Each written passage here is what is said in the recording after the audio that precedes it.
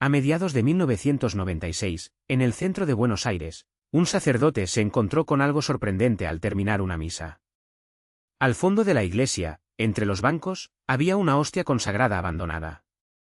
Con mucho cuidado lo recogió, y siguiendo el procedimiento adecuado, lo colocó en un recipiente con agua. Días después, al abrir el envase, el religioso quedó asombrado. La hostia se había transformado en algo rojizo y palpitante, parecido a un tejido humano. Gotas de sangre corrieron por los bordes del recipiente. El sacerdote retrocedió, dominado por un inexplicable temblor. Eso parecía imposible. ¿O sería la prueba más concluyente que tendría la ciencia moderna sobre la presencia real de Cristo en la Eucaristía? La Iglesia Católica ha enseñado una verdad durante 2000 años que desafía la lógica humana. En la Eucaristía, el pan y el vino se convierten verdaderamente en cuerpo y sangre de Jesucristo. No es un símbolo, ni una metáfora. Es una presencia real, sustancial y divina. Durante siglos esta verdad fue aceptada por fe. Pero, en su infinita misericordia, Dios permitió, en momentos concretos de la historia, que se rompiera el velo entre lo visible y lo invisible. Estos fenómenos se conocen como milagros eucarísticos. Ocurrieron en diferentes momentos y lugares.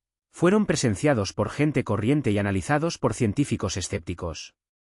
Cuando la ciencia moderna examinó estas reliquias con toda la tecnología disponible, los resultados fueron tan impresionantes que muchos investigadores no pudieron explicarlos. Ahora, veamos 3 de estos milagros. 3 ocasiones en las que el cielo tocó la tierra de una manera tan concreta que incluso los más incrédulos se vieron obligados a cuestionar todo lo que sabían.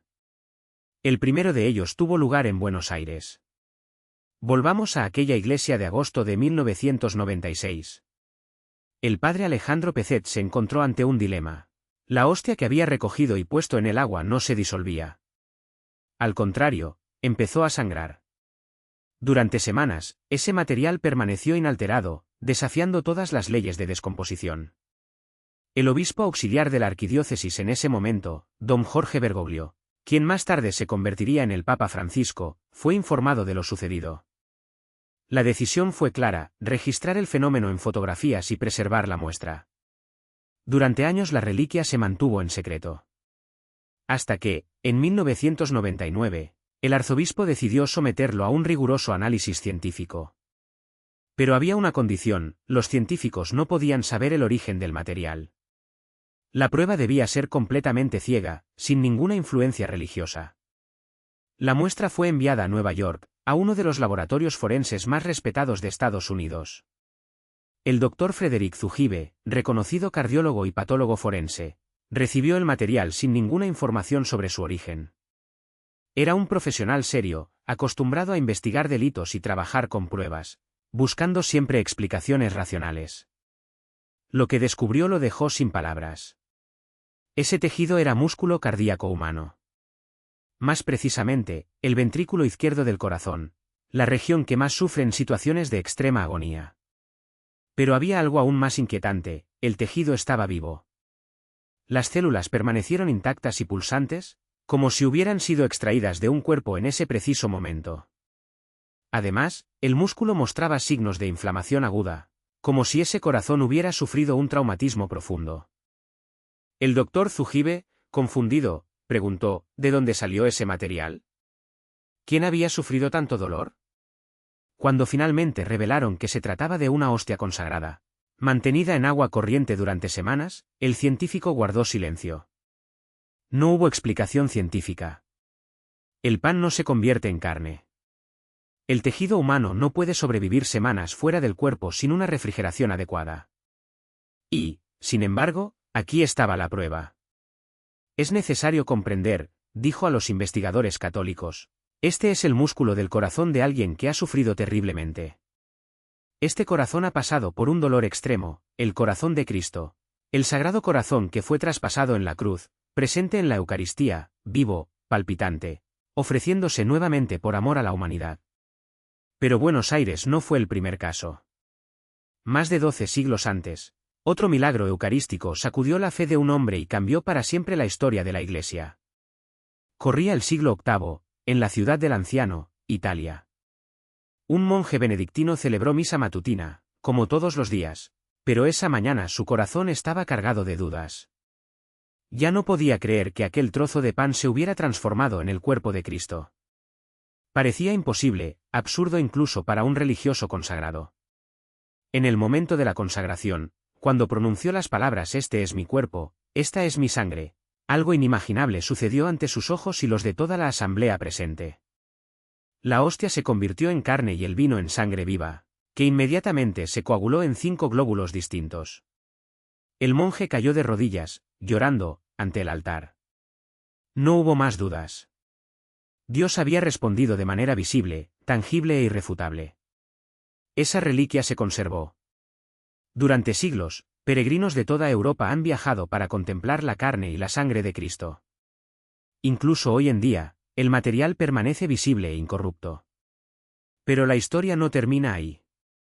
En 1970, más de 1000 años después, la Iglesia decidió someter la reliquia del anciano a un examen científico moderno. El responsable del análisis fue el Dr. Edoardo Linoli, profesor de anatomía y patología. Durante meses examinó el tejido con toda la tecnología disponible, microscopía, pruebas químicas, análisis histológicos. Los resultados fueron publicados y revisados por otros científicos. La conclusión fue unánime, que la carne era tejido del músculo cardíaco humano. La sangre era real, tipo AB positiva, la misma que se encontró en la sábana santa.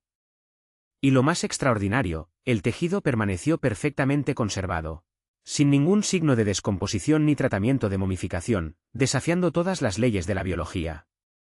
No había resina ni productos químicos.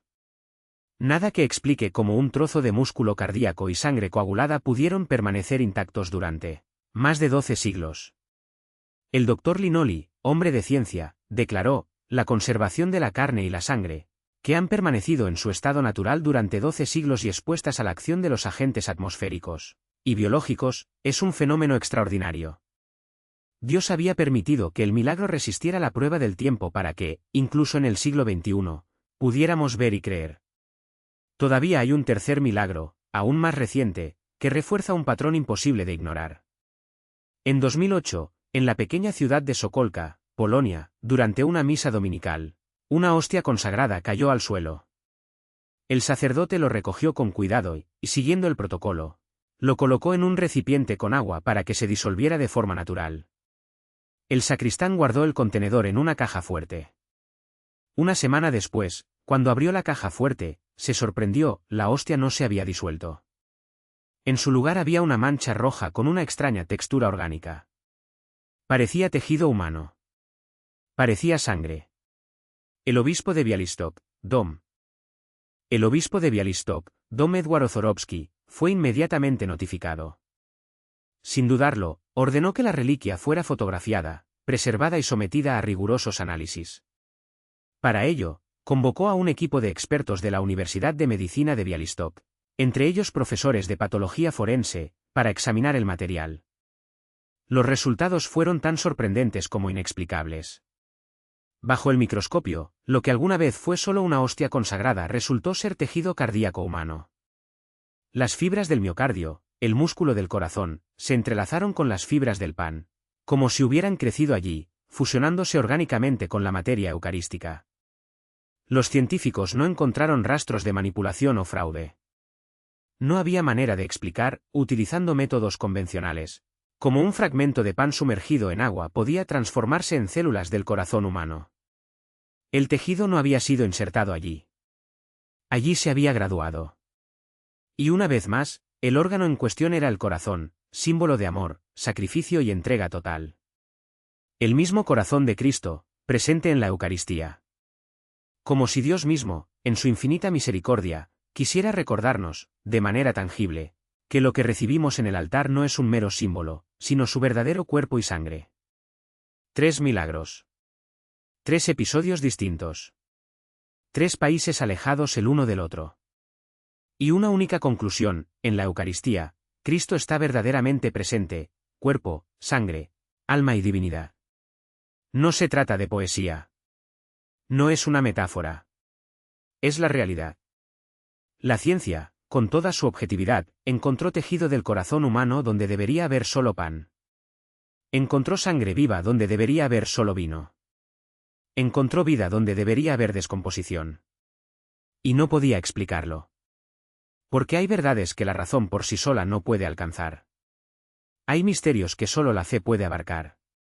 Y Dios, en su infinita bondad, nos da estos signos no para sustituir la fe, sino para fortalecerla. Para recordarnos que, cada vez que nos arrodillamos ante el Santísimo Sacramento, estamos ante el mismo Cristo vivo, que se entrega por nosotros en cada momento. Que estos milagros eucarísticos nos llenen de reverencia y gratitud. Que nos lleven a recibir la comunión con un corazón puro y un alma preparada. Y que nunca más dudemos de que, en la Eucaristía, tocamos el corazón mismo de Dios, un corazón que sufrió, que sangró, que murió y resucitó por amor a cada uno de nosotros. Cada misa es un milagro. Cada comunión es un encuentro con lo divino. Que tengamos ojos para ver y corazones para creer. Como enseña la Iglesia, los milagros eucarísticos son signos extraordinarios que confirman la fe. Pero la verdadera certeza de la presencia real proviene de la misma Eucaristía. Amen.